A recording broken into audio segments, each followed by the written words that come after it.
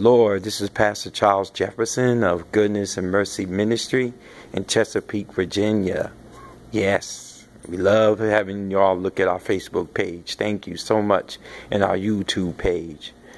And we appreciate you very much. As I stated, my name is Pastor Charles Jefferson of Goodness and Mercy Ministry in Chesapeake, Virginia. Appreciate you. Sexism in the church against women preachers and women Christians. Sexism. Not all churches are guilty, but some. Women. Look at these tables where people eat. I ain't trying to insult your intelligence, but look at it. Don't let this be your career. Just be in the church server alone. Some of you women God has called to preach the gospel. But the people around you say that women shouldn't preach, and you're held back. They want you just to be giving food to the guest church, and that's it. Nah, you're supposed to be preaching. Is this all you're going to do? I know some of you are in a tough position. You can't really take a stand because the church you're in, and you love your leader, and your church hasn't got the vision, and you're hoping that they get it. But you got to do more than just be dedicated to these church dining room tables that people sit and eat, and here you come with the dinner. In one of the tapes I talked about in Judges 19, where this Levite had a concubines. Now, concubine is a sexual definition of a woman. A concubine is a woman that has sex with a husband, and she's not a wife. But I like to use concubine in a parable situation, because a lot of you women of God are not, I repeat, you're not having sex with your leader. You are not, N-O-T, having sex with your leader. No, you're not. But are you doing other things like a wife should do for a man? Like some ladies of the Lord are like parable concubines, taking care of the leader like she's married to him, cooking for him, no sex, cleaning his clothes, no sex, making sure that the leader has a press suit, no sex. So are you under leadership that just don't want you preaching? So like a parable concubine, you're not a sexual concubine, but remember, a concubine is a woman that enjoys the benefits of being a wife, and she's not a wife. She's treating the man like she's his wife, but she's not. So you're not having sex with your leader, but are you a church concubine? Are you a church concubine?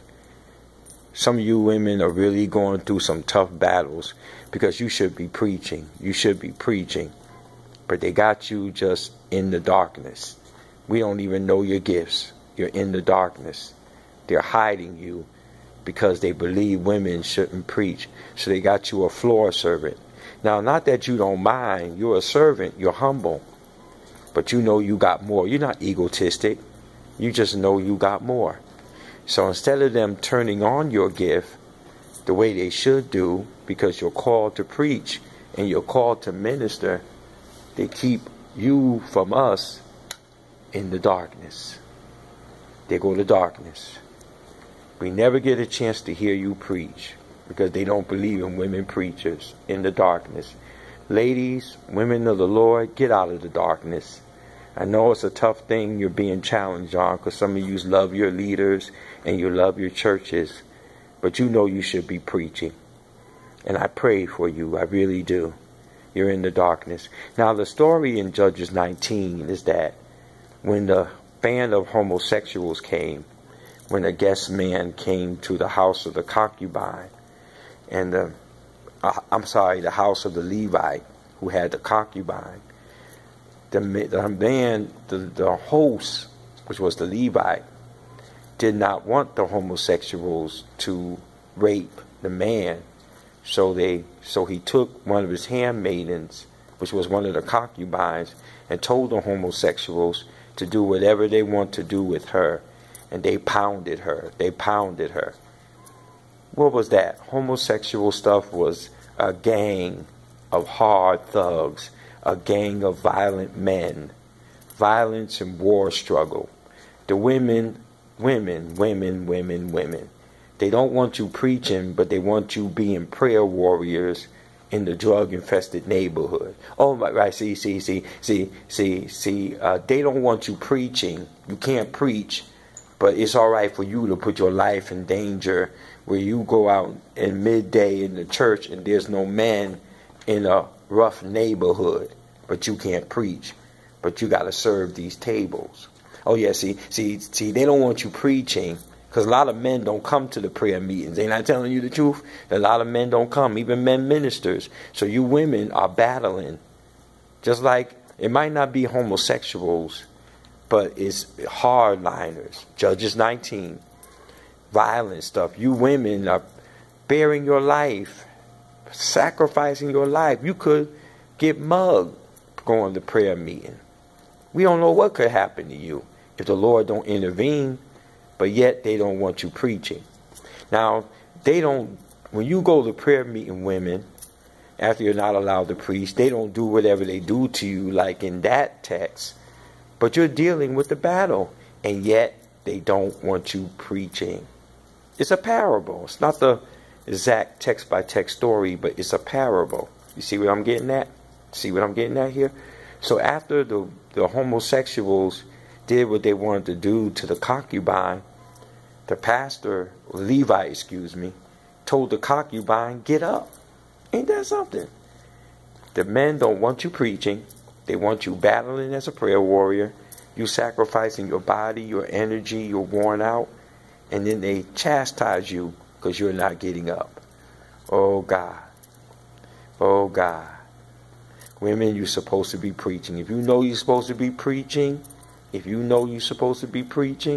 and they're holding you back so you can serve these tables all the time, God said, I got you. And I called you to preach. And I want some of you women out there to just lift your hands and say, Lord, this is my time to preach. I'm not a garbage can for garbage. I'm not a garbage can for garbage. And I'm not a wall you can just lean on.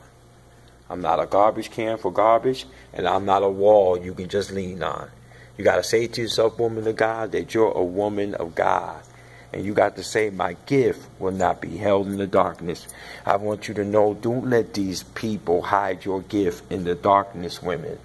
Don't let these people hide your gift in the darkness. You're supposed to be a pastor. Go ahead and pastor. You're supposed to be an evangelist. Go ahead and evangelize. Don't just be a person that battle groups of violence for the church, prayer fighting against the spirits in the church, fighting against the knuckleheads, and yet you can't preach. You know you're called. You're not egotistic. You love your pastor, but you got to go forth. You got to go forth. There's a mandate on your life. You got to go forth. We don't want your gifts to be hid in the darkness or just waiting on tables. Doesn't mean you ain't a servant. You are a servant, but you're to do more than just wait on these tables. We don't want to see your gift in the dark. We want to see your gift, women of God, woman of God, woman of God, in the light. God bless you. Tune in for part 3.